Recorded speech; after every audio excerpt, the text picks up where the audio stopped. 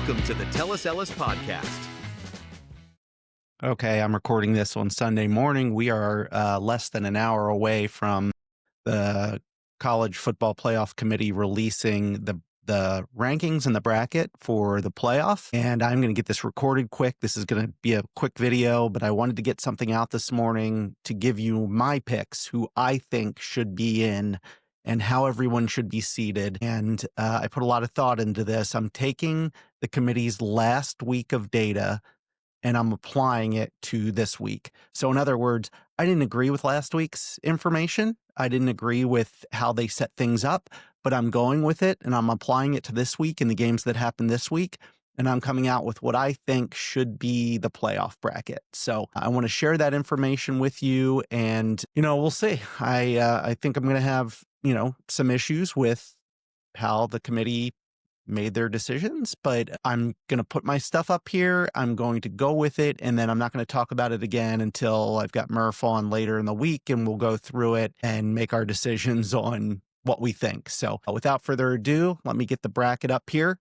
And I'm going to start with the number one team in my mind, who should get the number one spot. And it is no doubt IU should get the number one seed. Unbelievable season for IU. Congratulations. I know a lot of IU alumni and even players. And what a night. Great night for IU football. Great night for IU. They deserve that number one seed. This team, it's been one of the best teams in college football history in the sense of what they have done, not just this year, but over the last 2 years.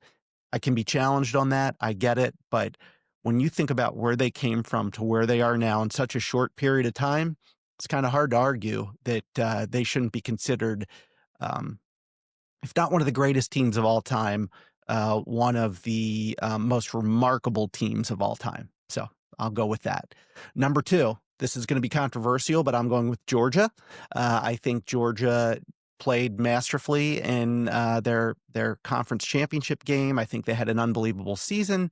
They had that one blemish, and it was to Alabama, and that is an unbelievable rivalry, and I'm going with Georgia at number two. Some will have my number three team, Ohio State, in at number two. I understand that. I just think that the way Georgia played down the stretch and won their conference championship game, I'm putting Georgia at two, Ohio State at three. Nothing against the Crimson team, but that's where I'm putting them. And then at number four, of course, Texas Tech played incredibly well all season, dominated in their championship game against BYU, could have thrown a lot of question marks out there if they would have lost, but they won. They took care of business. I have Texas Tech at number four. Number five, so this is, it's not controversial. This is where it should be. Number five is Oregon. Oregon, although they had that one loss to IU and probably still could have got into the top five or top four. I have them as the first team in that first round of playoffs, coming in at the number five seed. At number six, I have Ole Miss, and that shouldn't be a surprise. Ole Miss, or Oregon and Ole Miss were ranked that way last week. They didn't have a game, so 5 and 6 should not be a surprise. Number seven also shouldn't be a surprise. Texas A&M. Again, that's how it was last week. I see no reason to change that. Ole Miss, Oregon at 5, Ole Miss at 6, Texas A&M at 7. At number 8, Oklahoma. Same thing. No change. They didn't play. Why should we change anything? I have Oklahoma at number 8. Number 9, this is where it might start getting tricky to some people, and people might say, well, but is that the right thing to do? Well, I'm putting Notre Dame at number 9. Again, I see no reason to change anything. Notre Dame had those 2 losses at the beginning of the year, including a week 0 loss to Miami, but I have Notre Dame getting in at number 9. Number 10, again, drum rolls. I think Miami gets in, and I think Miami gets in because the committee is going to say we need an ACC team in the playoff. Duke winning the conference championship, they are not going to get in as a top top conference winner. They just don't have the resume. So that would take all of the ACC out of this. I don't think you can do that. I think you have to put Miami in at number 10. Number 11, Tulane. They won their conference championship. They're the fourth best conference champion. They go in at number 11. And then number 12, JMU. They are the fifth best conference champion. They deserve to be in the playoff as the fifth best conference champion based on how this playoff is set up. So the glaring admission is Alabama. I think when you had Alabama ahead of Notre Dame as an 8 seed, that loss to me, coupled with their other losses, including a loss to Florida State to start the season in week 0, you have to look at that full resume. 3 losses should not get you in, even if one of those losses was a week 0 loss and another loss was a conference championship loss to Georgia. I'm sorry. I just don't think you get them in. I think they fall from the 8th spot in the rankings to the 11th spot in the rankings. I could see an argument being that they should still be in and maybe they take the number 10 spot.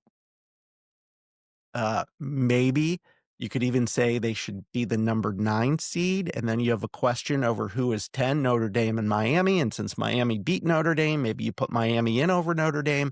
I don't see it that way. I think you have to have Notre Dame in at number 9. I don't think you remove them or back them up in the rankings because they didn't play. And Miami, again, I'm thinking the committee is going to want Miami in there. They could be a very solid football team in the playoff. And Alabama with 3 losses, I just don't see it happening. Just can't see it happening. This is my pick for the playoff. We will see if the committee agrees with me or not. I feel pretty strongly about all of this. I could mess around with some of the seedings of an Ole Miss versus a Texas A&M. I had an issue with that the previous week where I could have seen Texas A&M as a 6 and Ole Miss as a 7. But again, going with what the committee had last week, this is how I see it. To me, the only question really is, should Ohio State be 2 and Georgia 3? But this is what I'm going with. So that's it. I'm not going to have anything else to say on this episode. I have a lot more coming up later today. We've got baseball winter meetings coming up.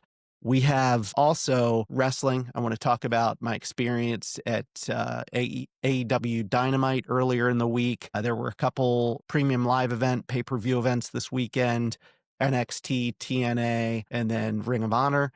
So I want to talk a little bit about that. I want to talk about Murph and I's picks for the week, NFL picks for the week. So I might come back and do that quickly. And then I want to talk about this Warner Brothers Netflix situation. Next, Netflix is purchasing Warner Brothers.